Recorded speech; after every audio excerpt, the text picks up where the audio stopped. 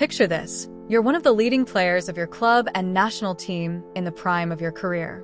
You finish the football season having played numerous matches and won several trophies and individual awards. In the off-season, you travel with your national team to a major tournament, which you brilliantly win. In the final, you get an injury and an award for the tournament's best player. This injury offers a much-needed respite, allowing you to recharge and enjoy a slightly extended vacation. During this break, you give a candid interview. You revealing that your body and mind are on the verge of exhaustion. You argue that football governing bodies and club executives should prioritize player welfare and health over their relentless pursuit of profit. The issue of a congested schedule has been a long-standing concern in the football community, with many influential figures voicing their opinions. However, you stand out for taking the most robust stance. Finally recovering from your injury, you deliver another memorable speech before your first match of the season, introducing the word strike for the first time. Many of your colleagues and even principled opponents will back this speech. Still, you'll also face criticism from those on the other side. Being one of the best players in the world right now, you, without hesitation, openly and so categorically speak out against the initiatives of the most influential people in the world of football. Finding yourself at the epicenter of attention in an increasingly acute situation that could radically change the entire sport, and in a cruel twist fate just over a week later, you get a serious injury and are out for the rest of the season. This is the first such serious injury in Rodri's career. In 8 years of senior football, the Spaniard has missed only 5 official matches due to injuries. 2 weeks later, another Ballon d'Or contender, his national teammate Dani Carvajal, also suffered a serious injury. They both arrived at the national team camp on crutches to support their teammates at the start of the Nation League. You might say it's just a coincidence accidents happen. Football is a notoriously injury-prone sport. But what about the fact that exactly 50% of the Spanish national team squad that won the Euro has already suffered various injuries this season, and some even more than once? Some have already recovered and returned, while others continue to be treated. These are only the cases that have been officially announced, indicating that the player is missing a particular match due to injury, and we're barely a quarter of the way through the season. Ironically, a few other top players who supported Rodri faced similar misfortune at the start of the English season. They all suffered injuries shortly after their remarks against the congested schedule. Ultimately, Rodri has only participated in 4 matches this season, even though, according to the schedule and all the new changes, it could have been one of the most record-breaking seasons of his career. Just take a look. 38 games in the Premier League, 6 matches each in the FA Cup and League Cup, where Manchester City should always aim for a spot in the final, and 15 matches in the Champions League.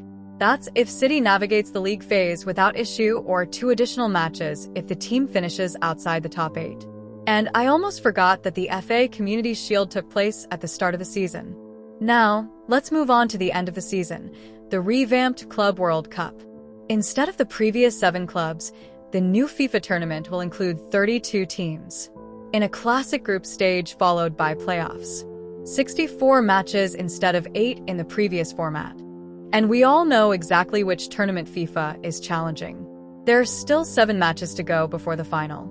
Now, let's focus on the national team. There are 5 international breaks planned for the season, with 2 matches played in each break, whether it's the Nations League, qualifying for the Copa America, or other key continental fixtures. In total, this amounts to 86 games. It's also important to note that before the season kicked off, City played 4 friendly matches. So that's the grand total, 90 possible matches in a season. Those numbers become even more daunting when we map them directly onto the calendar and try to find at least some necessary time for rest and recovery. This has always been a significant challenge for top English clubs, but now it seems nearly impossible. The Champions League reform doesn't just add 2 extra matches per year. It completely disrupts the familiar schedule and adds to an already intense part of the season. In the past, clubs could resolve their Champions League tasks by December and then concentrate on the demanding December-January stretch during Boxing Day. But now they have to deal with 2 additional matches in the league phase. It's quite likely that there will be two crucial games where getting a result is essential to avoid having to play two more high-intensity and stressful playoff matches in February. The Club World Cup is also a real headache. It essentially extends the season by a whole month. Traditionally, an English top club would finish the league by the end of May and conclude the season with various cup finals in early June. Now, the team may be unable to take a vacation until mid-July, while the new season kicks off in early August. For instance, the Community Shield was held on July 30th this year. That's absolutely insane.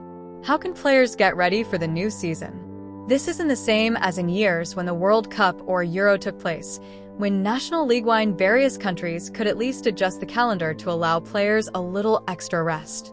Moreover, adjustments can be made to conclude one tournament earlier and start the next championship later, all within the same summer. However, that approach doesn't apply to the Club World Cup because this tournament involves only a limited number of players, even if they come from the biggest clubs. Consequently, the organizers have far fewer reasons to shift the calendar. Besides, there's literally no room left for adjustments. Once all these figures are compiled and evaluated, Pep's comment about UEFA needing to extend the year to 400 days no longer seems like a joke.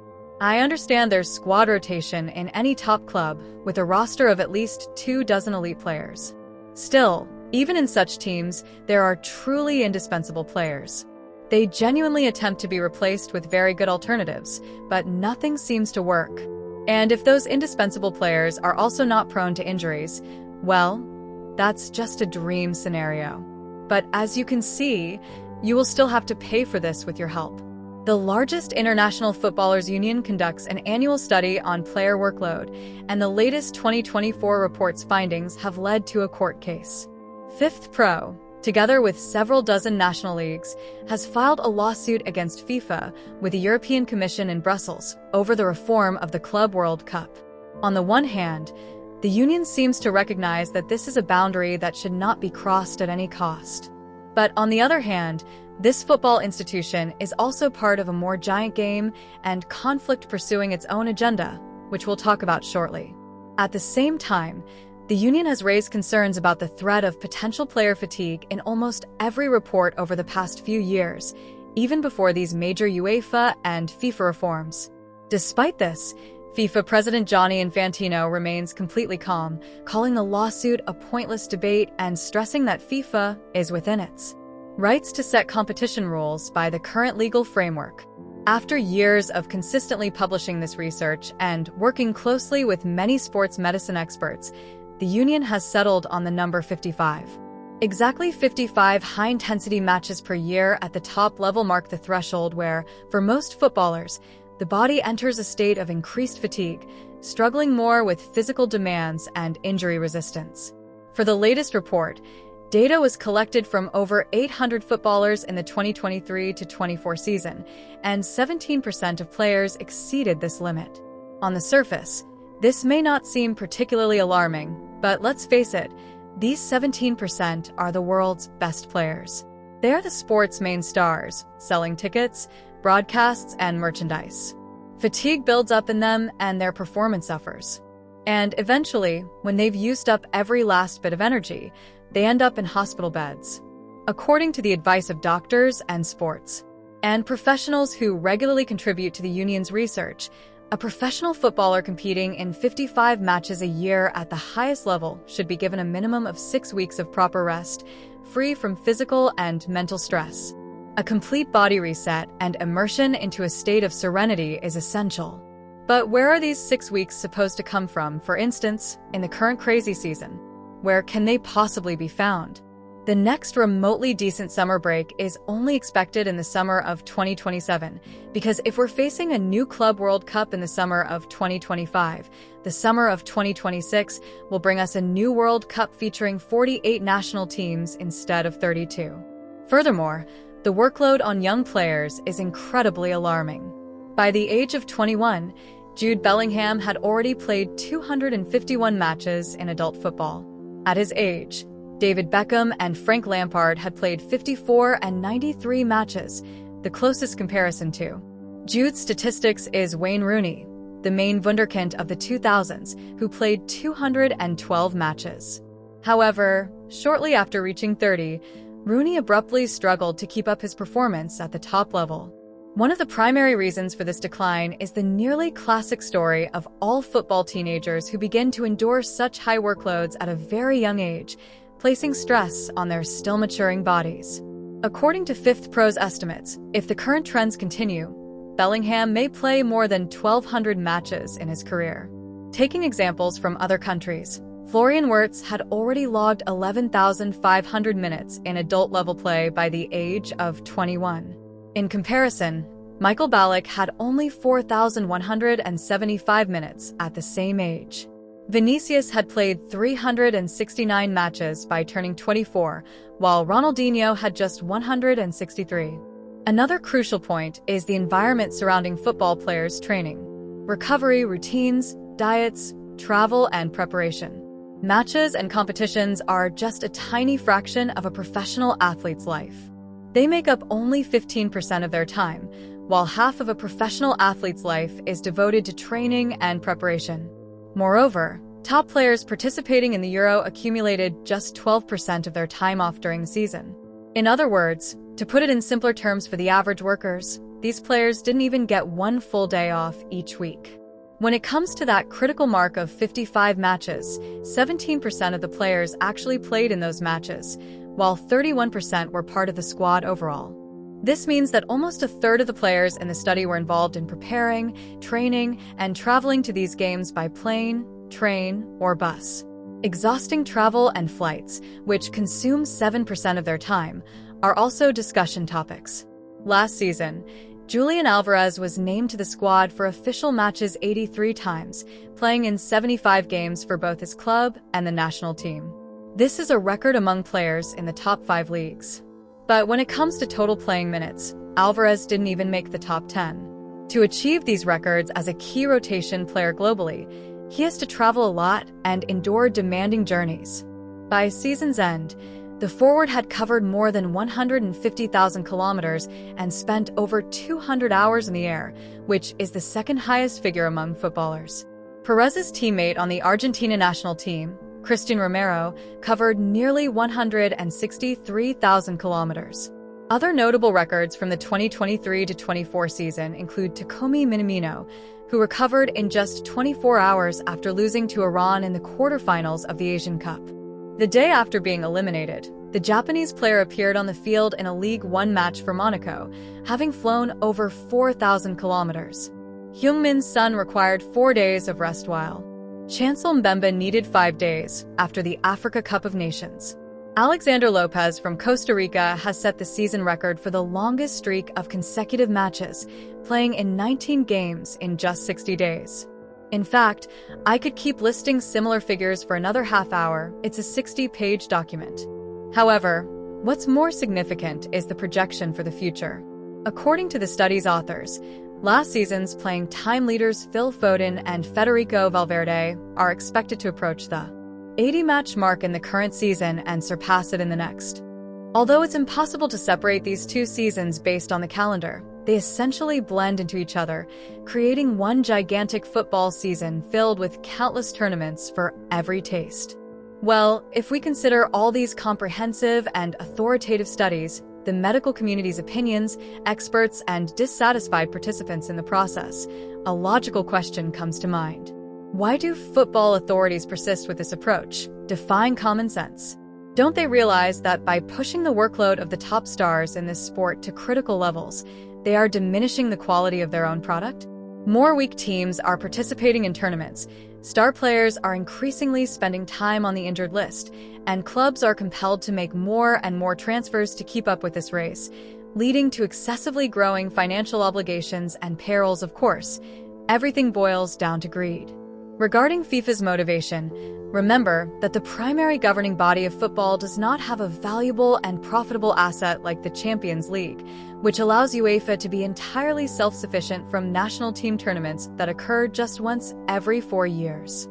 For FIFA, this is essentially their only source of revenue.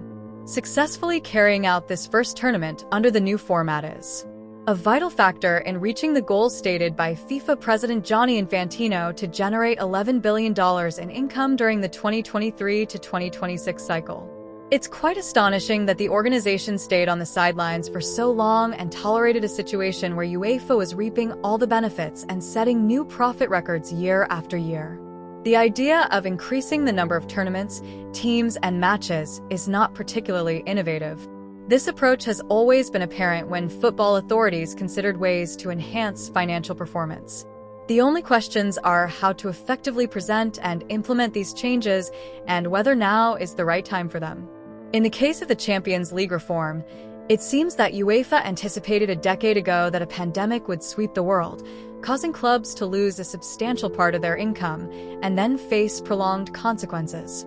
Their drive to recover from this crisis and make up for lost profits will likely facilitate a smoother transition to the new format of European competitions, where they are promised higher prize payouts. Additionally, Alexander Ceferin has a PR machine that works remarkably well. His team is far more competent than Infantino's. Even though he wasn't directly involved in crafting all the significant reforms of recent years, his team ensured their smooth implementation into European football.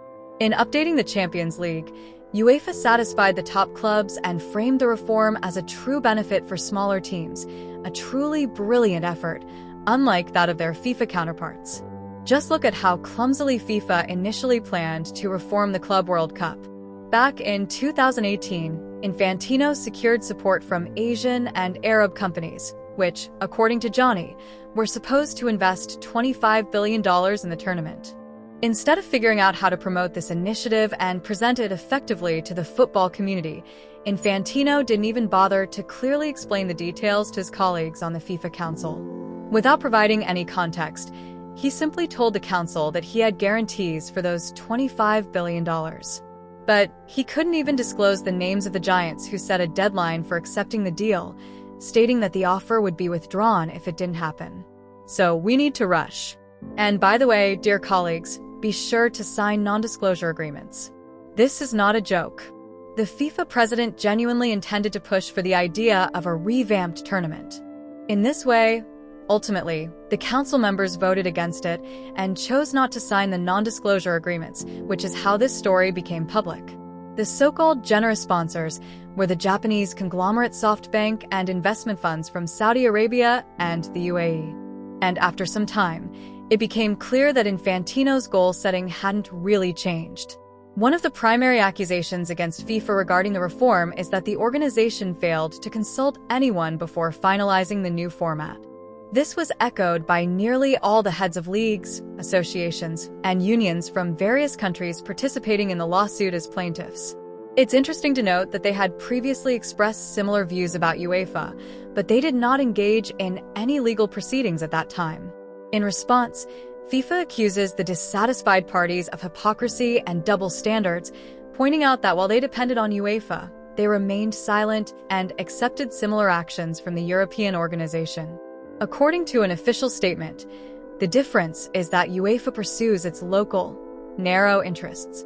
At the same time, FIFA truly stands guard over the global interests of football, investing its profits into its development and paying attention to the sport even in the most distant corners of the globe. The ongoing Cold War between FIFA and UEFA is, in essence, a spy thriller packed with clever moves, surprising twists, and mysterious figures influencing global football trends. We've already determined the clearly negative stance of most players, coaches, unions, and leagues on the issue. But what's the view from the business side? Top executives and club owners? PSG President Nasser Al-Khelaifi took the strongest stance, saying that players complaining about the packed schedule can simply choose not to play besides his position on UEFA's Executive Committee. He also leads beIN Media Group, a Qatar media giant and one of the largest sports broadcasters in the world, spending hundreds of millions annually on TV rights for UEFA and FIFA events. It would be quite unusual for someone like him to take the players' side. Bayern Munich CEO Jan Christian Driesen shared a similar viewpoint. In recent years, Bayern has been firmly aligned with UEFA on most issues, whether it's the creation of the Super League or the ongoing debate over the financial troubles of Europe's elite clubs. But coming back to Rodri and the possible strike, how likely is such a turn of events? Everything indicates that it's unlikely. Despite the solidarity and unity in the football community, despite almost every player or coach from top clubs and sometimes even mid-table teams opposing the congested schedule, none of them have taken a truly hard-line stance on the issue. In essence, Rodri's statement reminded the football authorities that the players are the industry's main heroes and that they need to be looked after and their opinions respected. But where's the concrete action? What's the next step? It's understandable. No one wants to risk their contracts or their future. Who knows what it could lead to in the end? Since only 17% of top club players may actually be interested in striking, it won't gain enough momentum. Those who start this rebellion could simply be crushed by the system, especially considering today's fierce competition with others ready to replace them. We probably shouldn't forget about the fifth pro lawsuit, but first of all, this trial is quite a long and tedious event, which will take months and maybe even years. Secondly, the participants in the process on the part of the union tell ESPN that all forces are thrown precisely to win in court. By the way, this isn't the first time Fifth Pro and FIFA have clashed in court. The most famous battle occurred in 1995 when the union won the groundbreaking Jean-Marc Bosman case, which completely transformed the transfer system in football. Back then, one of the lawyers representing the Belgian player was Jean-Louis Dupont, whose firm, Dupont Heysel, also represents FIFA Pro in this current case. However, we should approach this legal process cautiously, as the failed attempt to launch the Super League has united the European football community. FIFA Pro's position in this legal battle heavily depends on UEFA's support, which continues to escalate its confrontation with FIFA through others. This indicates that the specific interests of the players are not being prioritized. But on the other hand, even if these methods ultimately achieve the desired results, does it really matter? So, what other options are there to resolve the situation? With Infantino's plan for achieving profitability during this cycle, FIFA is certainly not going to make any compromises. In England, for example, the FA Cup's format was changed due to the congested calendar. Imagine the FA Cup was reformed after 153 years. No more replays if the match ends in a draw after 90 minutes, the teams go into extra time, and then a penalty shootout. If the situation remains unchanged and the trend of congestion continues, the first option should be to look at squad rotation. 2209. This also raises many questions, especially regarding clubs and leagues that disrupt the market's fundamental principles, turning it into an endless arms race. For instance, if we refer back to Rodri, we can recall that in 2022, Manchester City signed England's midfielder Calvin Phillips for €50 million. He's a decent quality player who is expected to ease the Spaniards' workload by offering an alternative in midfield. However, after spending a year and a half on the bench, Phillips was loaned out first to West Ham and then to Ipswich. Following Rodri's injury, the club announced it wouldn't recall their player from loan early. While at City, Phillips faced weight issues and did not always meet Pep's training requirements. So could the problem of effective squad rotation arise from selection failures or training problems? Another possible solution is selectivity. Clubs and players may start to approach various tournaments more selectively, realistically assessing their capabilities against their current condition. A recent example is the situation with Kylian Mbappe's call-up for the October international matches. Citing a minor muscle injury sustained at the end of September while playing for Real Madrid, the Frenchman informed Deschamps that he would not join the national team for the Nation League matches against Belgium and Israel, focusing on his recovery instead. However, just 2 days after the squad announcement, Mbappe played against Villarreal. The captain faced a torrent of criticism in France, but Deschamps diplomatically replied that the player's employer is the club, not the national team. I'm sure we will see more cases of these fabricated micro-injuries. The only question is how the football authorities will react. They can't put players on a lie detector to determine the truth. And the final worst-case scenario is that the players will begin the much-needed strike, but in a way where everyone looks out for themselves. This would result in an unofficial strike showing up in various forms, some players not running as much, others avoiding challenges, or simply not committing to tackles. all while remembering that they have an even busier schedule the following week with several matches that they just can't play on painkillers. 3 years ago, having quashed the Super League before it even launched and outlining future reforms, Ceferin called on top players to quit complaining, remarking that grievances are for factory workers, not for millionaire footballers. We are all used to thinking of football players as arrogant, spoiled, rich madcaps who don't respect anyone and oppose themselves to society. Much of this perception is shaped by stereotypes. But even so, aren't professional footballers still people like us? People with the right to decent working conditions and basic safety measures on the job? Especially when they face dangers far more frequently than the average person, bearing intense physical loads that most people couldn't sustain even for a week and backing the topic of factory workers. Well, gentlemen, your decisions over the past few years have turned the entire football industry into one gigantic factory, churning out an endless conveyor belt of similar matches. There was a time when you genuinely live in anticipation of a big match, feeling that pleasant excitement about it. But now, with so many big games, you can't possibly keep up with everything. Yet football authorities keep telling us that this is normal and that it's actually for the best. And what about the players, who are not only being told this, but are also asked to keep quiet, stay silent, and keep running like hamsters on a wheel? Given that you insist on the idea of play less, earn less, why is it that you, Mr. Ceferin, made a quarter more in the 2020 than the year before? This was during the pandemic's peak, a season when games were cancelled, stadiums were closed, revenues fell, and the Euro was postponed. UEFA's income dropped by 20% that season, and Ceferin advocated for a pay cut for the organization's top executives. Yet for some reason, he overlooked himself and his inner circle. Just as I was wrapping up work on this video, Rodri won the Ballon d'Or. Should we now expect him to continue his fight against the congested schedule following this event?